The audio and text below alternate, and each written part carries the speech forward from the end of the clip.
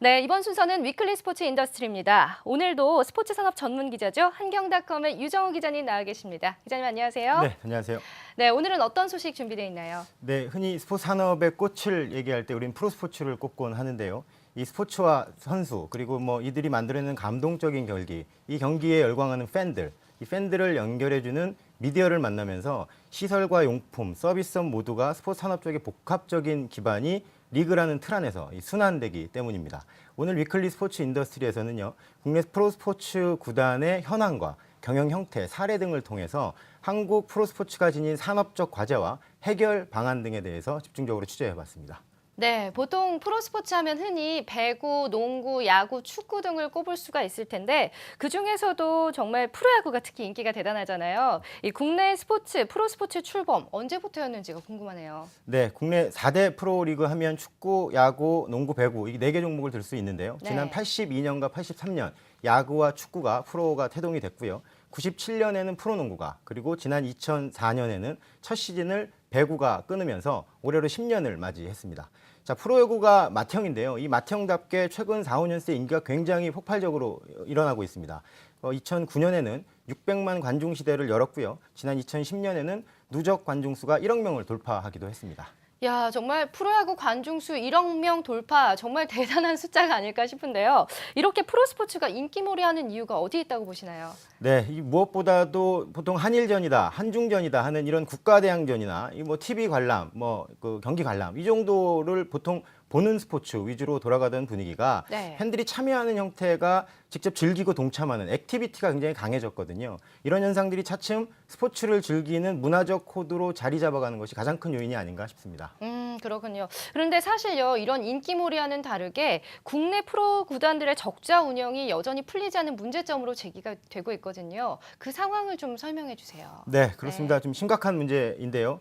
지난해 인천 유나이티드가 저조한 스폰서십 실적과 광고 실적 이런 것들이 좀 저조하다 보면 자금이 많이 안 돌게 되는데 이것으로 선수들 급여와 직원들 급여가 좀 밀려서 초유의 이제 급여를 밀려서 사채를 끌어다 쓰는 이런 초유의 사태가 일어났습니다. 네. 이 밀린 월급 문제 때문이었는데요. 여기서 끝나지 않고 최근에도 인천이 또다시 5억 원의 사채를 빌려 쓴 것이 외부로 알려지면서 이제는 좀 인천시 차원에서 재정 악순환을 끊을 수 있는 이런 원천적인 방안을 모색해야 되는 것 아니냐라는 이런 목소리가 높은 상황입니다. 정말 생각보다 심각한 것 같습니다. 프로 구단이 사채를 빌릴 만큼 재정 적자가 심각하다라는 부분이 사실 좀 쉽게 이해가 되지 않거든요. 그 프로 구단 적자 개념 과연 어떻게 봐야 할까요? 네, 이 구단의 적자 개념을 이해하기 위해서는 먼저 국내 구단들의 형태부터 좀 파악을 할 필요가 있을 것 같습니다. 국내 구단은 자금 흐름과 의사결정 구조가 어떻게 흘러가느냐에 따라서 크게 4가지 형태로 좀 구분이 된다고 볼 수 있겠는데요. 네. 먼저 대기업이 운영하는 기업 구단이 있습니다. 또 하나는 시민과 시민주 형태로 이루어지는 이런 시민구단이 있겠고요. 정부와 정부에 관련된 유관기관이 구단주 역할을 하는 이런 세미 프로 구단 형태가 있습니다. 네. 마지막으로 스폰서 기업과 스포츠 관련된 전문 회사가 결합한 융합 구단 형태가 있겠는데요.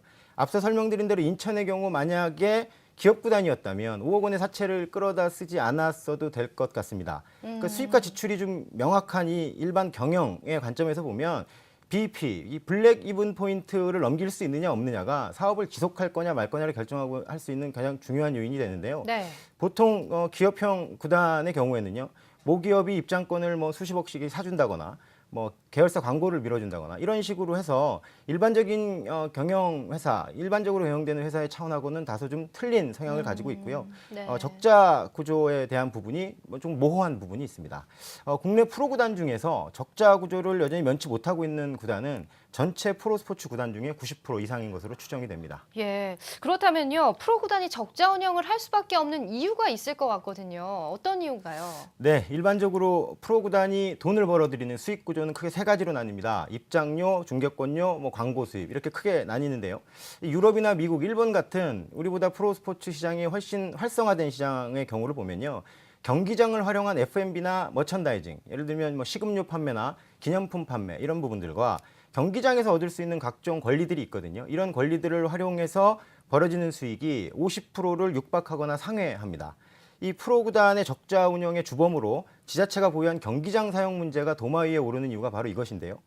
스포츠 산업 전문 변호사죠. 그 법무법인 율촌의 이윤남 변호사 이야기 한번 들어보시겠습니다. 우리나라 프로 구단들이 가지고 있는 모든 구장들은 다 지방자치단체가 소유하고 있어요. 이게 이제 공공용 재산이다 보니까 이제 관련 법 규정에서 이거를 활용하는데 일단 좀 제약이 있고, 스포츠산업진흥법에서 프로스포츠 진흥을 위해서 그 부분을 좀 풀어주고 있긴 하지만, 이제 지자체 입장에서 그런 부분에 좀 적극적으로 이제 프로스포츠를 지원하는 정책을 실현하지 않고 있기 때문에, 서울시 같은 경우에도 잠실 야구장을 단기로만 임대를 하고 이제 장기 임대가 불가능하게 조례로 되어 있고요. 이 광고권 자체도 서울시가 이제 가지고 있기 때문에, 야구의 인기가 높아지면 이제 광고의 그 이익도 높아져야 되는데, 이제 그런 부분은 다 이제 서울시로 귀속이 될 수밖에 없는, 이렇게 하다 보면 이제 구단 입장에서는 아무리 좋은 컨텐츠를 자기들이 생성을 하게 되더라도 그런 이익을 향유할 수 없기 때문에 이 재정적 자립의 기반이 될 수 있는 아주 큰 축이 무너지게 되는, 그런 점부터 좀 개선이 돼야 되지 않을까. 네, 정말 최근 몇 년 새 프로야구의 인기가 정말 치솟고 있는데요. 특히 서울 히어로즈가 전체 리그에 활기를 넣으면서 경영 혁신의 키워드로 주목받고 있다고 합니다. 소개 좀 해주시죠. 네, 이 서울 히어로즈 구단은 지난 2008년이죠. 존폐 위기에 있던 현대 유니커스 구단을 인수를 하면서 국내 최초로 구단 명칭을 기업에게 파는 이른바 네이밍 라이트를 실현하면서 이 독자 생존의 그러니까 기틀을 마련했다라는 평가를 받는 구단입니다. 우리가 서울시 연고의 히어로즈 야구단을 넥센 히어로즈라고 부르는 이유가 바로 여기에 있는데요. 사실 히어로즈는 창단 초기에 선수를 팔아서 곡간을 채운다라는 이런 비난을 한 몸에 받았던 팀이거든요. 네. 하지만 뭐 진심이 통한 걸까요? 아니면 뭐 시장의 환경이 바뀐 걸까요? 이제는 성적이며 인기며 구단 운영이며 자타가 공인하는 국내 가장 모범적인 뭐 구단 운영 케이스로 평가를 받고 있습니다. 네. 히어로즈 구단 경영이 다른 구단과 어떻게 다르고 그리고 스포츠 산업적으로는 어떤 시사점이 갔는지 뭐 이윤남 변호사 이야기 이어서 보시겠습니다. 넥센 히어로즈의 경우는 기본적으로 이 야구라는 어떤 컨텐츠를 활용해서 사람들이 이 야구 너무 재밌으니까 보고 싶게 하고, 그래서 보고 싶으니까 그 입장료를 내고 보러 오고, 사람들이 그걸 좋아하니까 그걸 보고 다른 기업들이 이 넥센 히어로즈를 광고에 활용을 하면 광고 효과가 있겠다라고 생각을 해서 광고료를 지불하고 여기 기업의 스폰서들이 되는 다양한 수익원을 창출을 해서 자체적으로 어떤 모기업의 지원 없이, 모기업이 존재하지 않기 때문에 이 운영을 해가는 그런 점에서는 굉장히 좀 차이가 있고요. 이런 점은 이 프로 스포츠가 어떤 기업의 후원금, 어떤 모기업의 지원 이런 거 없이 자생적으로 수익을 창출해서 발전할 수 있는 그런 모델로 운영이 될 수 있다라는 걸 보여주는 사례여서 굉장히 큰 시사점을 준다고 생각합니다. 네, 그렇다면 히어로즈 같은 융합형 모델이 한국형 프로구단 운영에 가장 좀 적합한 모델이라고 볼 수 있을까요? 네, 이 좀 신선한 경영 방식이죠. 네. 그런데다가 새로운 시도라는 점에서 굉장히 높게 평가받고 있는 것은 사실입니다. 하지만 히어로즈 형태 구단이 한국형 프로 구단의 정답이다. 딱히 또 이렇게 얘기하기에는 전체 파일을 생각해야 된다라는 의견도 만만치 않습니다. 이 중요한 것은 기업 구단과 시민 구단 그리고 융합형 구단들이 적절하게 배분이 됐을 때 각각 장점과 특성을 살려서 드라마틱한 경기라는 좋은 상품을 만들어낼 수 있다는 것과 안정적인 리그 운영에 절대적인 영향을 미칠 수 있다는 부분에서 프로스포츠 전체 파일을 키우기 위해서는 이런 다양한 형태의 구단들이 리그 안에서 어우러지는 게 바람직하다는 의견이 많습니다. 네, 그렇다면 국내 프로스포츠의 산업 발전을 위해서 가장 큰 당면 과제, 과연 어떤 게 있을까요?